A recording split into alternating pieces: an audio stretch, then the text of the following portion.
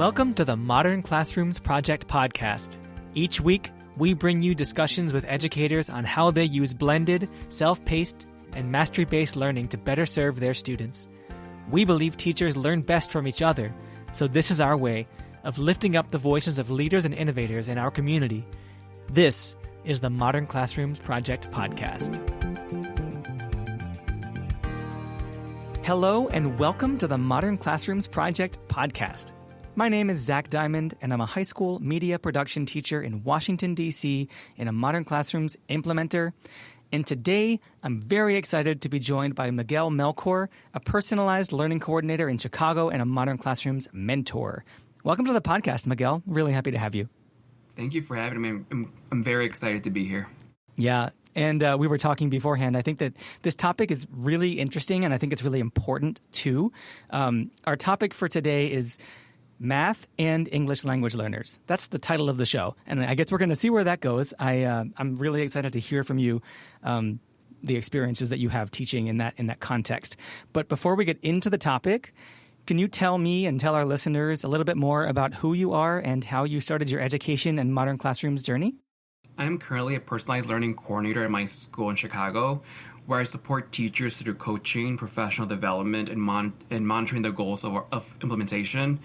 Before stepping into this role, I taught math and science in grades 4 through 6 for 10 years and then served as an English learner program teacher for 1 year.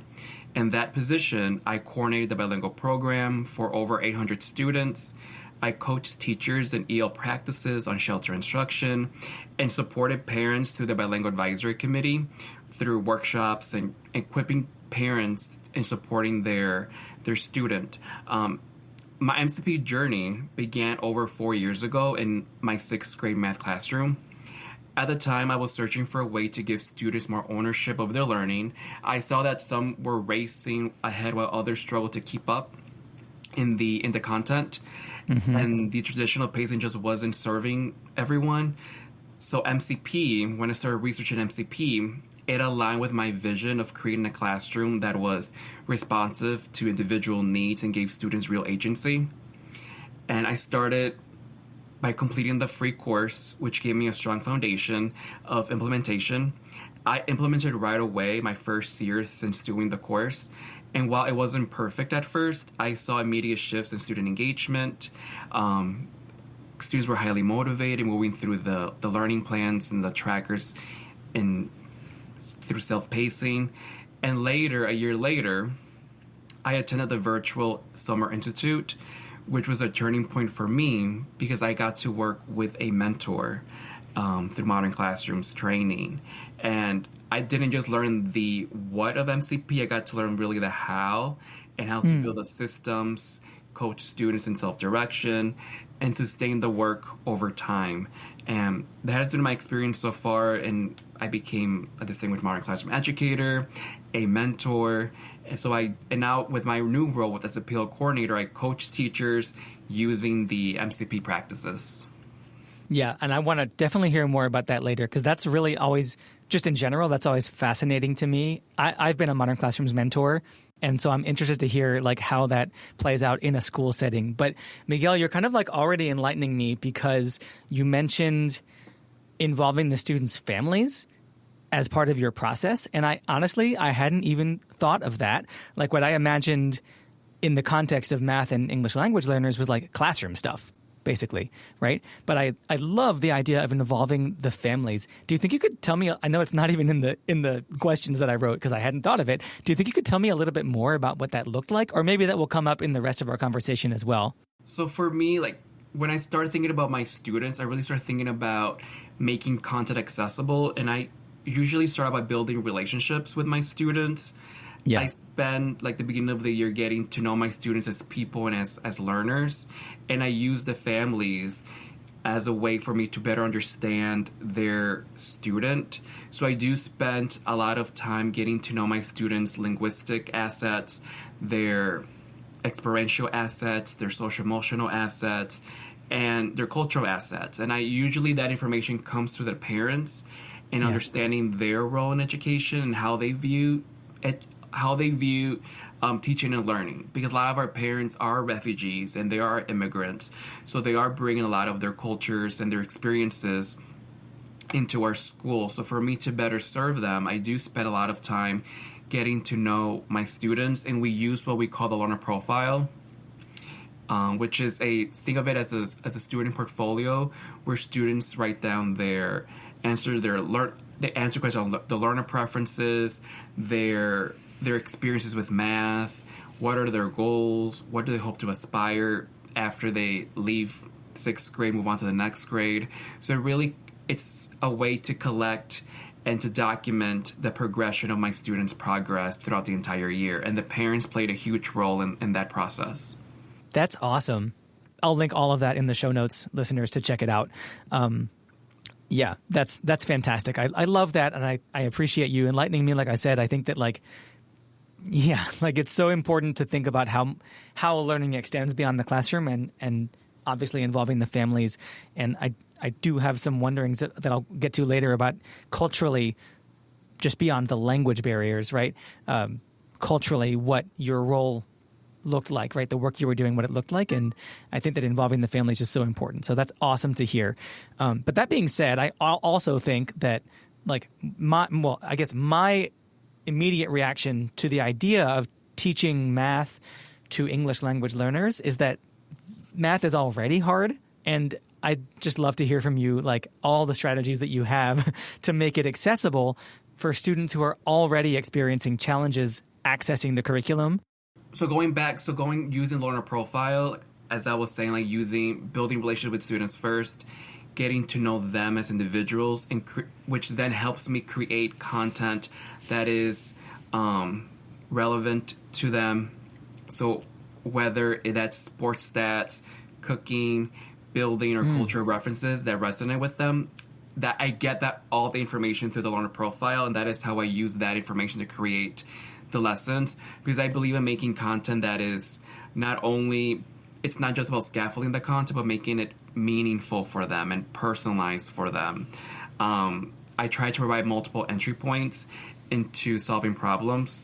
So if students aren't ready to compute, they can still engage in reasoning using visual representation. And that is where MCP is powerful, because students who are ready to move ahead can do so without waiting for the rest of the class, and students who need more time, they have the time to revisit content without any stigma. And those in the middle, they get the support through small groups, blended learning, and the scaffolds, because I'm trying to meet students at both ends, students who are the high achievers who are always ahead of pace, planning for those students, and then planning for students who need additional scaffolds and supports. And all of those supports help my students in the middle move ahead as well. Right, of course. Accessibility benefits everybody, right? So you were developing materials uniquely for them to be able to access what was happening in those classes? Yes, and that's when the MCP model would come into play, because I would create my instructional videos to be highly visual, and especially now with technology, you're able to translate the different videos to different languages using ScreenPal and Screencastify. For example, Pashto, which is a language in our building. We don't have teachers speak that language, but now we're able to record instructional videos and change the language, not just the captions, but also the voiceovers. And it's very accurate. And I used it with a lot of my students who spoke Pashto. They were able to get access to the content, and through small groups, through the use of my learning plan and trackers. I really enjoy using the Modern Classroom's digital tracker, the sheet that they provided, where you put an X if they mastered it, and R they need to revise, or O if it's optional, because I create this beautiful, I put the kids in groups depending on the lesson, and I will use that information to plan for my instruction, my small groups. My conferencing schedule was based on that tracker. And parents, you were able to, using the extension Moat, I believe, not Moat, I forget the extension name, but there's an extension that where you use, it's aligned to the sheet that they provided to send emails to the parents. And that kept the parents informed of the progress, and engage. So they were always asking questions, and they knew where their student was working on in the lessons, and it made everything meaningful and personalized for them. Yeah, that's fantastic, and I totally agree on the tracker. I think lots of people who talk about modern classrooms talk about using the tracker to kind of group kids based on their needs, and so that makes it easier for you to check in with, like, more efficiently with them, right? And I do love what you were saying before about, like, the students who are in the middle also benefit. Like, all of these supports make it easier for everyone to learn at their own pace, and it also makes it so that your students who are able to pull ahead can do so and don't have to wait around. And this is the miracle of modern classrooms, right? So something specifically that occurred to me was in math and science, there is, like, discipline-specific vocabulary that even your native English speakers are learning, and there are also words, I don't know, I guess, like multiply, right? Or divide or sum. I'm thinking of I don't know what happens in fourth grade math. I'm now a high school teacher. But, like, these are discipline-specific words, vocabulary, right? That I think students, maybe you can correct me if I'm wrong, but students probably aren't picking up in their day-to-day lives living in an English environment. So how do you help them learn those words? Do you connect them back to their native languages, or are they learning them just in the same way that the English language or the native English speakers are learning them in the class? Can you talk more about subject-specific, discipline-specific vocabulary and how it's taught? Yeah, so with vocabulary, there's several EL strategies that I use. One of them being the Freyer model for deep word exploration, so providing a definition, examples, non-examples, and some sort of visual that aligns to the word. And the Freyer model is a graphic organizer with 4 boxes and the words in the middle, and that really helps the students kind of see what the word is, provide that visual.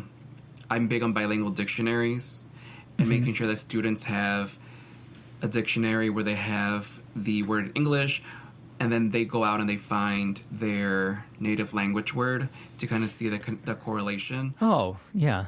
But then something that I really found that is beneficial is that students, they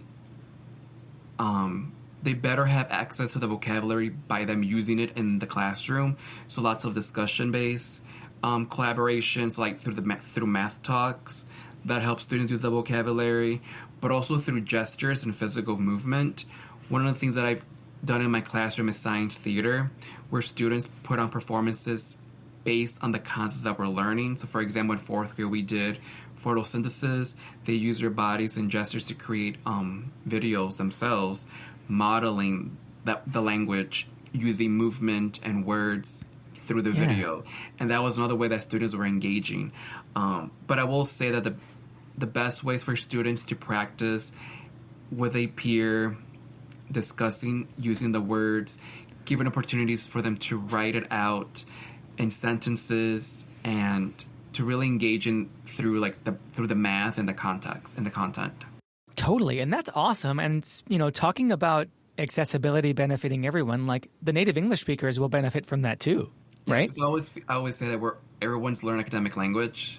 Like, we're all like EL learners, and in that sense, like, we're all learning the language together, and the students really do support each other, and they're very understanding of each other's needs, because they know, like, at our school we have several refugee students who are newcomers, who don't know the language, and I use those students who are in the classroom as supports, as tutors, and as mentors for those students to teach them in the class as well. Yeah, I think that's awesome, because I guess now that we're talking about this, you're making me realize, like, there are sort of 2 different types of vocabulary learning that I was imagining. Like, if the native English speakers are just encountering these words for the first time, they're all learning together, right? Exactly. But I would imagine that there are also words that would need to be taught remedially, right? Like, that if a student is a newcomer to the U.S. and they're in 4th grade, there might be math words or science words that their peers have been learning since, kindergarten, 1st, 2nd, 3rd grade, that they have to be taught. Is there a difference there, or do you teach those words in the same way? I will teach them in the same way. I believe in having those high expectations and making sure that they're getting exposed to the language and to the experiences in the class, and providing those supports, like through small groups, through conferencing, and providing the additional vocabulary that they may need. Okay.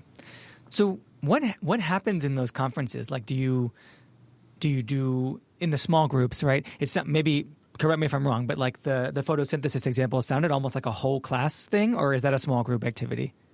We will start off as a whole group. So, for example, I did in my classroom through dramatization, modeling a circuit. So that was a whole class activity where I assigned different people a role. So taking the role of the light bulb, taking the role of the wires, taking the role of the motor, the switch, and we all put it all together to really understand like how a circuit functions and works.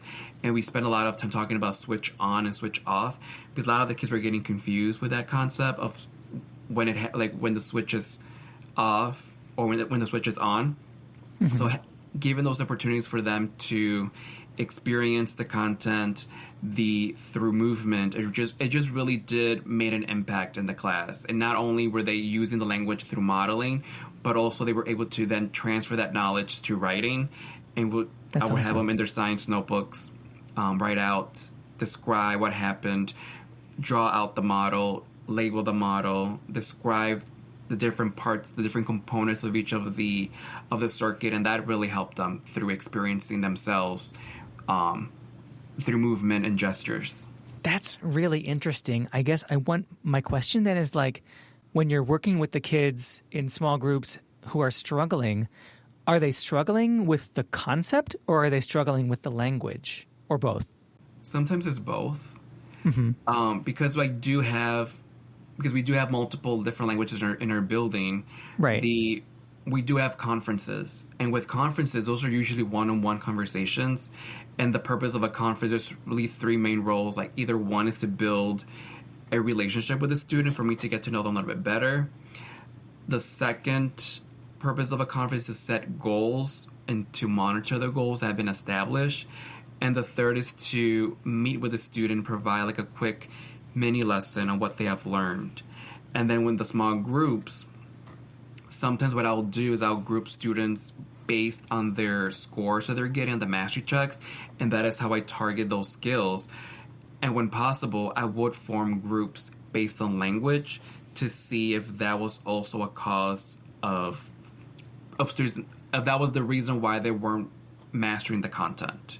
Interesting. It really depended on the student. It really depended on the scores, the data that I was getting, and also depended a lot on the student and what their needs are, because the needs are so diverse. And I need just trying to figure out how to differentiate was always my goal. I figure, how can I best support each of the students? What strategies work?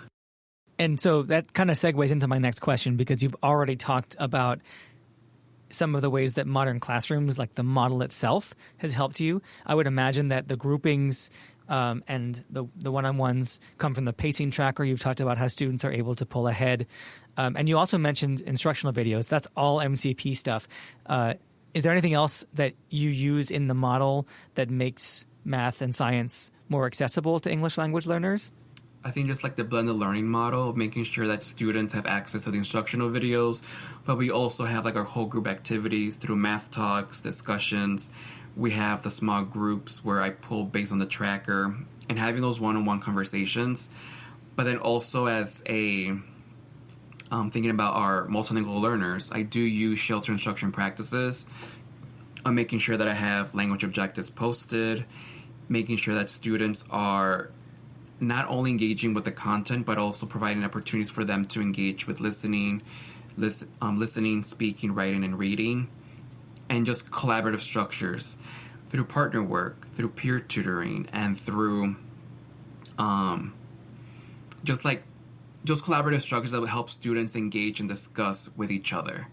And lots of choice. I like to give students choice, and through the model, it does give opportunities to give students choice if they want to work using a paper activity or a digital activity, or choice in their assessment, how they want to present their knowledge for the mastery checks. Some mastery checks kids want to use Google Forms. Some kids want to use a exit ticket on paper. Other students want to be able to speak about it, or some just want to be able to model it using gestures and explain it through.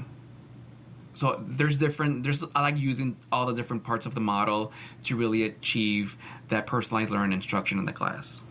I love that. And I think that also speaks to sort of the idea of universal design for learning. Like when we provide those options for them or provide options that allow for multiple different kind of modalities of submission, for example, in a mastery check, it just makes everything more accessible to everyone, whatever language they speak in the classroom or at home, right?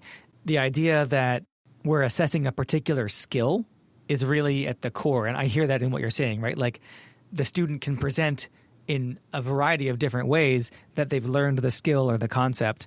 I guess that a question occurs to me, like if a student is able to express to you that they've learned a math or science concept in their native language, is that like enough, or do you work with them to express that in English? I think for me, if they're able to use it in their native language, then to me that's mastery, because I'm focusing on the content. Right. If I'm focusing on the content, then yes, if they're able to use their native language to explain the concept and they mastered it, then yes, they'll get credit. But then I will still work with them through my small groups and through like my one-on-one conversations and really supporting them. And that's what I love about the model as well, is that it really frees me up. I'm not in the front of the class lecturing. As the students are self-pacing, my role as a teacher really shifts. I'm become not just the teacher giving knowledge, but I really become the coach and the facilitator. And it gives me the time to really meet with students, to support them one-on-one, and to provide that encouragement, and also to build relationships with the kids. And that's also so important. And also to address any fires that may arise. I'm not holding the entire class hostage for one incident. I can now address it directly with that particular student in the class. Totally. That's the kind of thing that I feel like, again, that's like the modern classroom's miracle, right? There's just certain things when you run a modern classroom that it's like, oh my gosh, I don't have to think about classroom management in the same way ever again, right? If something comes up, it's okay. Everyone has something to do. But that's really interesting. I think the idea of like stripping away everything but the actual mastery is something that I learned from modern classrooms that is important to do, and universal design for learning, UDL, because what we really want to focus on are the skills and concepts that we're teaching our kids and the relationships, like you said. Man, I it's hard for me to imagine how it would feel to be in a country where a very different language is spoken, and to have your teacher be a person that you feel comfortable around. That's just where I land on this. Like, it's so important to have those relationships in general, right? But especially for students who are navigating challenges in a language that they may not understand. And creating that welcoming space in the class. So I do which is why, especially now that we started school, spending the first couple of weeks getting to know the students, their identities, their cultures, and establishing that classroom culture and environment, which is why I love MCP, because I really, using the trackers, it creates this friendly competition in the class, but the students become they want to support one another. They want to be the teacher assistant. They want to be able to assist and translate. So it really does help establish that collaborative structures in the class, which is, I love seeing that happen. Totally. Okay, so I want to pivot a little bit to talking about being a learning coach, which you were telling me before we started recording is something of a new role for you. And you already mentioned this a little bit, that you are a learning coach and you integrate modern classrooms into that. Can you talk a little bit about that? How you work with teachers in your school and you bring your modern classrooms mentoring knowledge into that? So in my coaching role, I always start with getting to know the teacher, what are their goals and what is their vision. So I like asking teachers, what do you want learning to look like and feel like in your classroom? And then from there, we start talking about how can MCP support your vision in your class. And what's great about being in this PL, personalized learning role, is a lot of the teachers in my building have already gone through the training, have already done, they work with a mentor. So I'm just really there to support their vision for implementation, because it looks different for everyone. It will look different in an ELA classroom, from a math classroom, from a science class to a music class. The practice is still the same, but I always tell teachers, you don't have to completely reinvent the wheel and change what you already are doing, because a lot of the practices of MCP, they're just good teaching practices, like having clear learning targets, having practice aligned to that learning target, and allowing kids choice through the self-pacing and the learning plans. So I support teachers in adapting their curriculum to be self-paced, creating clear learning plans, and building strong systems and routines so students take ownership. We also practice having strong opening routines through check-ins and closing routines where students are able to reflect on their learning. And my experience as a coach, it has strengthened my mentoring in the program, because now I can provide resources and concrete examples to my mentees of what I've experienced and I've seen in the classroom, which makes it even, also as someone who's implemented the model myself, I'm able to bring all of that into my mentoring and coaching to really support other teachers and their personalized learning journeys. Yeah, that's awesome. Like I have a couple of thoughts. So I think like the Modern Classroom's mentorship program is really great in how it allows teachers to basically build things for their actual class with the guidance of a mentor, right? But I think that in your position, implementing in the classroom is another step further into sort of authenticity and like meaningfulness to the teacher, right? You're there with them when they can see like, oh, I had this plan, but this did not work. Let's reevaluate, which is something that like as a Modern Classroom's mentor, going back and forth on the planning phase is great, but the implementing is another level. And I think that that's really cool. And I totally hear what you're saying, how you can take that experience back to your mentoring and be able to foresee and understand things differently, especially I would imagine if you're working with teachers in different subjects. There's so many resources that teachers create that I'm also learning through my mentoring experiences, because it's great for me to see like other teachers think about the model and how it looks like in their classrooms, and it's amazing to see like their resources being created, and I can bring those ideas to my teachers in my building to get them thinking, to get them wanting to try these new strategies. Yeah, totally. You know, it's in the intro to this podcast. Like, we think that teachers learn best from each other. Sometimes always, I feel like the very best PD is just going into another teacher's classroom and watching them teach. Even if they're a less experienced teacher than you, like they're a different person and not everything they do is better, quote unquote, right? It's just good to see other teachers teaching. And I think that it helps us escape the sort of silos that we sometimes put ourselves in, where it's like, I have to be teaching right. And I'm quoting with my fingers, right? Like I have to be teaching right, or I'm not a good teacher or whatever. But every teacher is different. And so looking into other teachers' classrooms and seeing the different ways that they teach, and specifically seeing the different ways that they can implement MCP, I think it's great.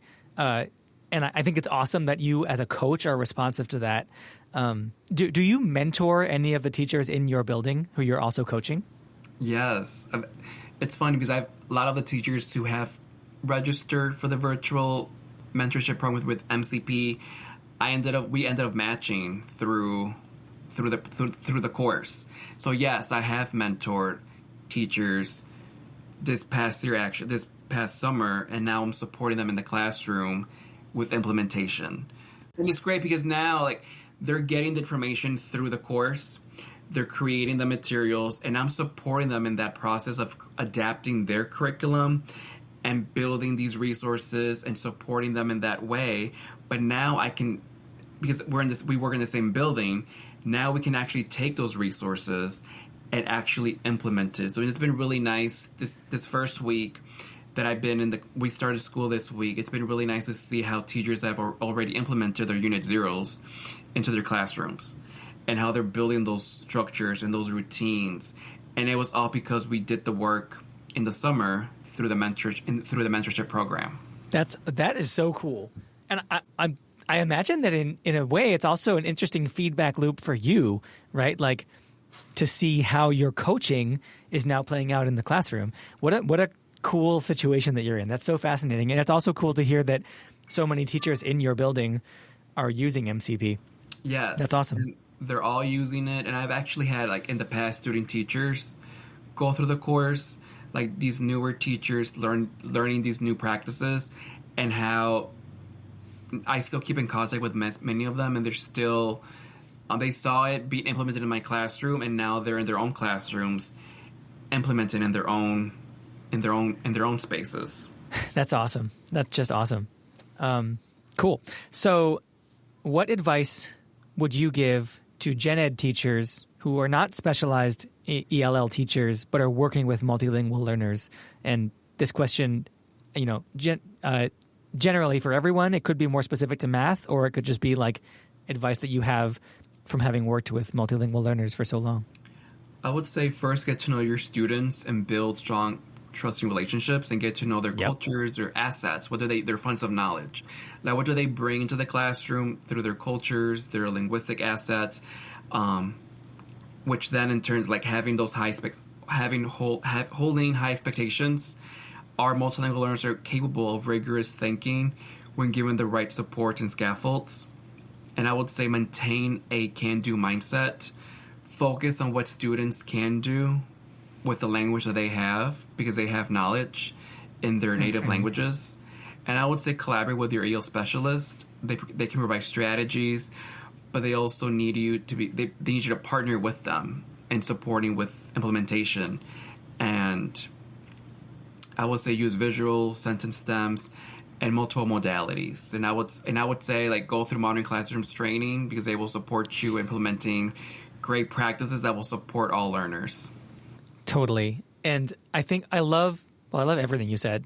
I think that it's very clear from how you're talking about your students that you're taking like an assets-based approach to teaching these kids. I really liked what you said before about how if a student can demonstrate mastery of a concept in their native language, that counts, because like the fact that they don't necessarily speak fluent English doesn't mean anything for their capabilities, for their knowledge, for their skills, right?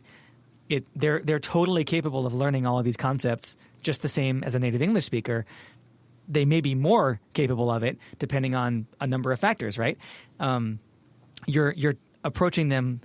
I love to hear the asset-based approach, like what they are able to do as opposed to what they're not able to do.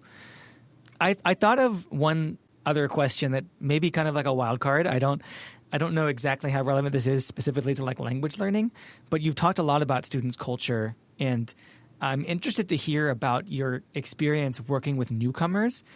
The thing that I imagine here is like, okay, a student is coming to the U.S. to start in fourth grade. Like, what if the U.S.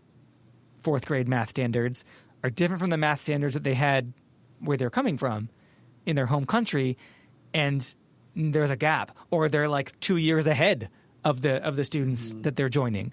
And I also thought of like units of measure, right? They come to the U.S. and we use the imperial system, right? Like inches and miles, pounds, but they may be coming from the metric system. Like, how do you address in their learning these differences that come from a major cultural shift for them? Well, I think one of the ways that we try to address all of their needs is first really getting to know them and their backgrounds, pre-assessing them to know where to give us a baseline of where they are in the content. And from there, we start creating like individualized like learning plans. So within which we call, they're trackers for us, but we call them the learning plan. Sometimes in the learning plans, we might have like our prerequisites column where we want students, before moving on to like the real content standard, the grade level content, we want students to really master those prerequisites that they would have learned in the previous grade, which why pre-assessing them is critical in this process, because we need to know what knowledge they're bringing in, but also like in terms of their cultures, their experiences, but also understanding like what content knowledge, because that would also that will determine the level of supports that we can provide in the classroom. And reaching out to the EL specialists to collaborate to bring in the EL strategies. But then also goes back to having those high expectations, because data, it gives you a baseline, but it's not the end-all, be-all. We try to really get to know the students in the class, which is why we really enjoy having the kids self-pacing, because it really gives us like a visual or an idea of what they're able to do. Because a lot of the kids are really good at being independent. They know how to collaborate really well. They, in their native language, they may know how to be able to read fluently, be able to write fluently. So using all of those skills that they bring and help and supporting that and with them mastering the content in the classroom. Totally. And I guess like the self-pacing allows you to modify that learning plan, right? If they're going too quickly through the content, then you can, it doesn't matter what the baseline was, right? Now you know where they're at and just staying on top of that. Is it difficult to do that like at scale when you have lots of students? Because I think that the individualizedness of this is really, really cool. How do you do that at scale? What starts off, well, the beginning of the year, like when we start with implementation, we really focus on that unit 0 and making sure that students are understanding like the process for self-pacing. So we talk about like our learning plans. We talk about the tracker, the importance of the tracker. We talk about how they collaborate, how they ask for help, and just really building those executive functioning skills early on. And then we start assessing kids. We start, once the kids are self-pacing, we start pulling them in small groups, conferencing with them. And as the year progresses, because we do get several refugee students coming in mid-year, the kids who've been with us at the beginning of the school year, they already are prepared and they're ready to support the next person coming into the class. So I really tried in my classroom through MCP to empower and equipping the learner and providing the supports, Google Translate, using all the tech tools that we have available to empower them to then use those same skills and support the next student who may need that support. I love that. That's so cool. That is so cool. Anything about empowering kids to help each other, I think that like that's the very best we can do. The very best we can do for them.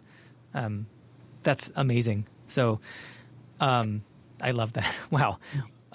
Okay, Miguel, what do you hope to see in the future and what goals do you have? I know you're starting this new role, right? Or this is your second year in the new role. This is my first year in this new role. Yeah. So just looking ahead, I want to continue expanding personalized learning through the Modern Classrooms Project instructional model across my school community and really supporting all the teachers in my in the building. My goal for all students, especially for multilingual learners, is for them to feel empowered as learners and to see themselves as capable mathematicians. Mm-hmm. I also hope to see more collaboration between the general education teachers and the EL specialists so that language development and content learning are truly integrated. And ultimately, I want to help create classrooms where every student feels seen, supported, and challenged to reach their highest potential. Yeah, I love that. Your students are lucky to have you. I love, again, I just love hearing the way that you talk about them and all the things that they can do. We know they can do. Thank you so much, Miguel. I don't know, like this was enlightening to me because it's kind of not my world. I do teach multilingual learners, but I am a gen ed teacher, and listeners can't see the questions, but I've been like doing all kinds of left turns and right turns off of our outline to ask you follow-up questions about things that you said. That was just fascinating to me, and I really appreciate this. Yeah, so thank you so much for coming on and explaining all this, and hopefully our listeners got as much as I did out of this conversation. Miguel, thank you so much. No, thank you for inviting me to share my school story, my student story. I feel very honored and privileged to be their teacher and to support them in their learning journeys. So I feel very grateful. Thank you. Of course. Listeners, remember, you can always email us at podcast@modernclassrooms.org, and you can find the show notes for this episode at podcast.modernclassrooms.org. We'll have this episode's recap and transcript uploaded to the Modern Classrooms blog on Friday, so be sure to check there or check back in the show notes for this episode if you'd like to access those. Also, we're asking our listeners to leave a review if this podcast has been helpful in supporting you to create a blended, self-paced, mastery-based learning environment that does help other folks find the podcast. Thank you all for listening. Thank you, Miguel, again. Have a great week, and we'll be back next Sunday. Thank you so much for listening. You can find links to topics and tools we discussed in our show notes for this episode. And remember, you can learn more about our work at www.modernclassrooms.org, and you can learn the essentials of our model through our free course at learn.modernclassrooms.org. You can follow us on Twitter, Facebook, and Instagram at modernclassproj, that's Proj. We are so appreciative of all you do for students and schools. Have a great week, and we'll be back next Sunday with another episode of the Modern Classrooms Project podcast.